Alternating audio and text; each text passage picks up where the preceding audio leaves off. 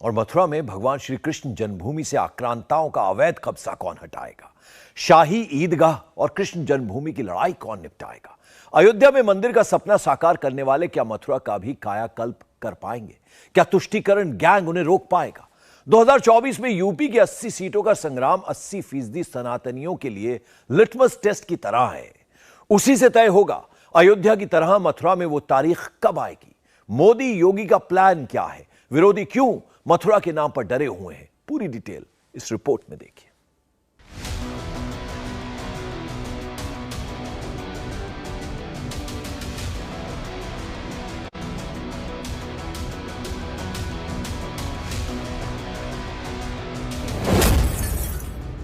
विश्व हिंदू कांग्रेस में ये पिक्चर क्यों दिखाई गई?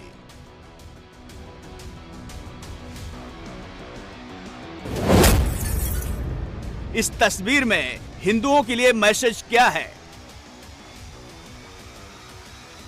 बैंकॉक में 3 दिन तक चले वर्ल्ड हिंदू कांग्रेस में ये 2 पिक्चर छाई रही। इन दोनों पिक्चरों का भारत के अतीत और भविष्य से गहरा नाता है। अतीत का सबक यह है कि हिंदू जब जब बंटे तब तब सनातन पर हमला हुआ।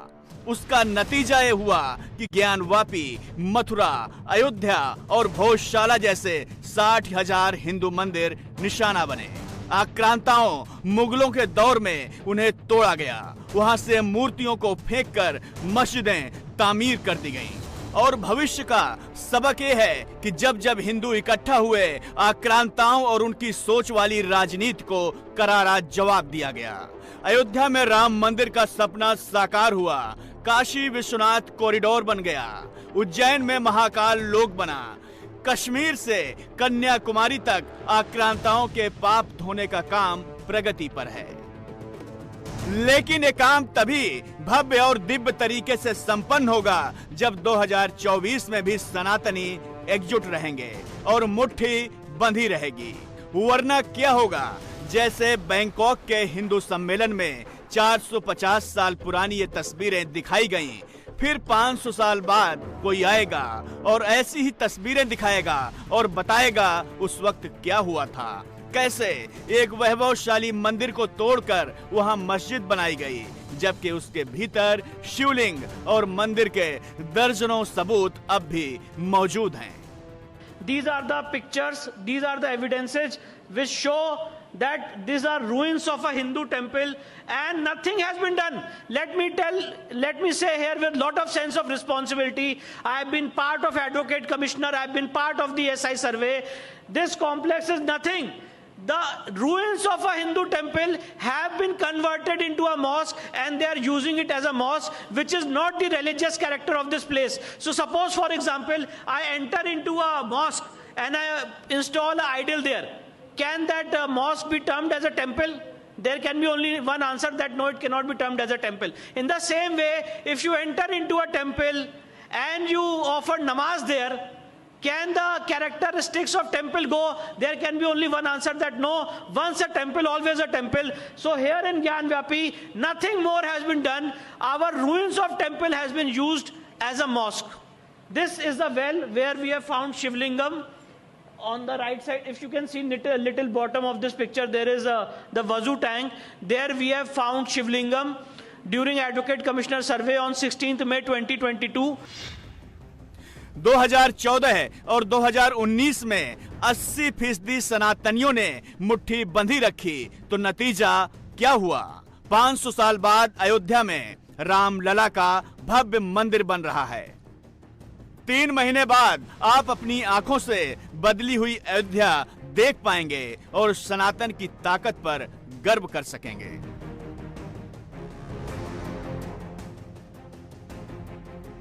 लेकिन अभी ये लड़ाई थमी नहीं है। अयोध्या मिल गया।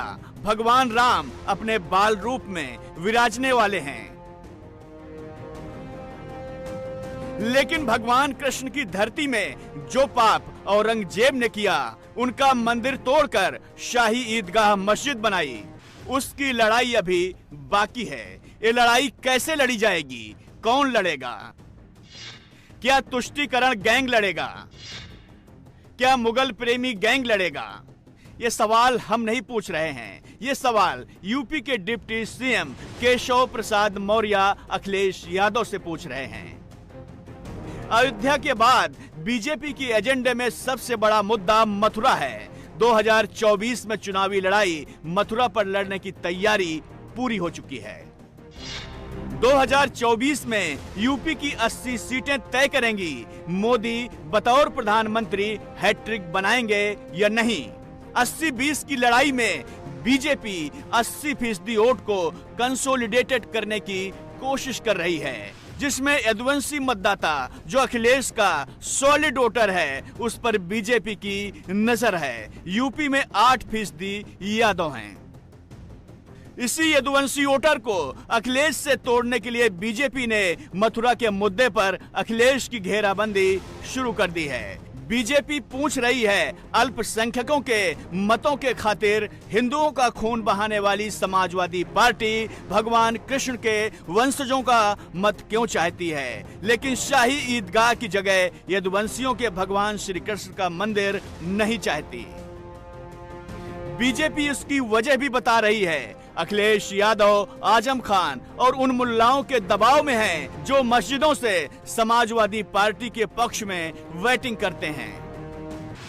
दरअसल जब जब चुनाव आता है अखिलेश मैदान में सुदर्शन चक्रधारी बनकर यदुवंशी समाज से मत मांगने आते हैं, लेकिन शाही ईदगाह के मुद्दे पर बीजेपी ने उनकी घेराबंदी ऐसी कर दी है जिसका जवाब देना उन्हें मुश्किल हो रहा है।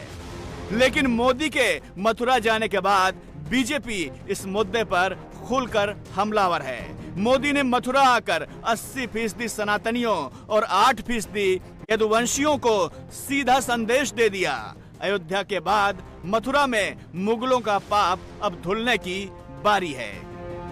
ये भारत भूमि की अद्भुत क्षमता है कि जब जब उसकी चेतना पर प्रहार हुआ, जब जब उसकी चेतना कमजोर पड़ी, देश के किसी न किसी कोने में एक जागृत ऊर्जा पुंज ने भारत को दिशा दिखाने का लिए संकल्प भी लिया, पुरुषार्थ भी किया।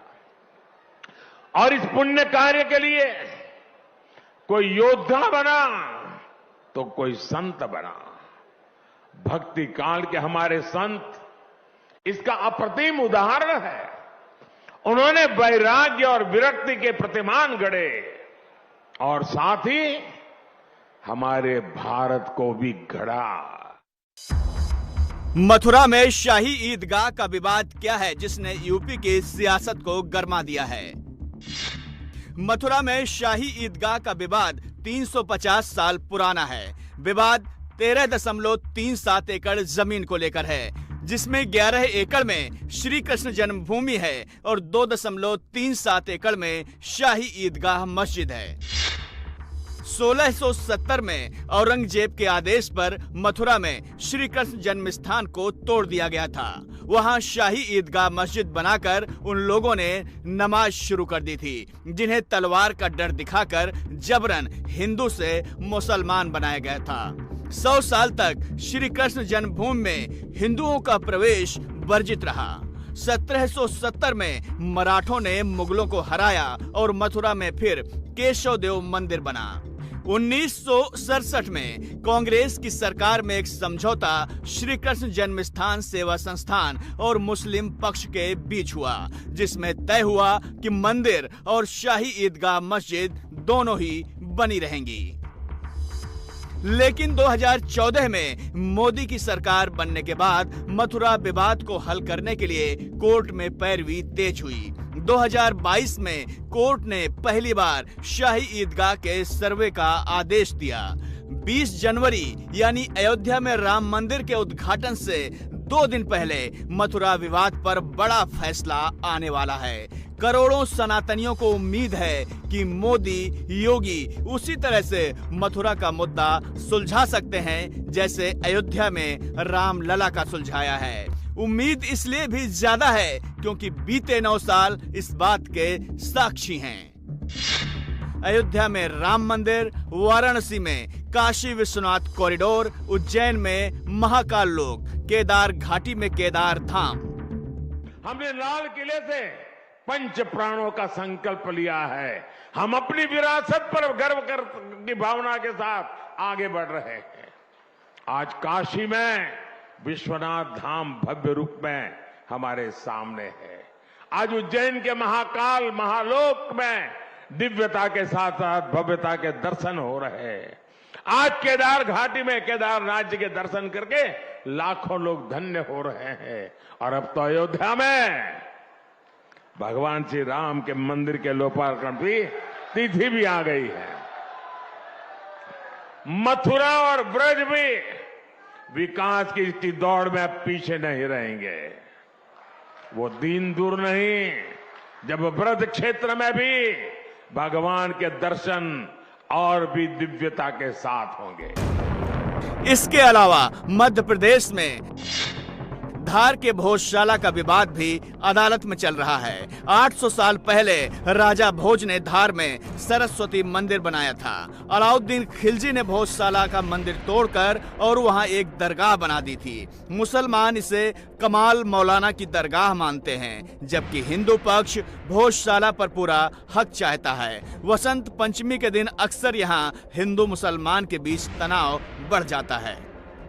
दिल्ली में कुतुब मीनार को लेकर भी विवाद अदालत पहुंच चुका है। कुतुब मीनार में आज भी भगवान गणेश और विष्णु की मूर्तियां रखी हुई हैं। इससे मुस्लिम आक्रांताओं ने 27 हिंदू और जैन मंदिरों को तोड़कर बनाया था। लेकिन आजादी के बाद देश में मुगलों के इतिहास का महिमा मंडन किया गया और हिंदू राजाओं के इतिहास को पूरी तरह उपेक्षित किया गया। यहाँ तक कि जिन मराठों ने मुगलों को कई बार हराया, उन्हें भी इतिहास की किताबों में वो जगह नहीं मिली जिसके वो हकदार थे।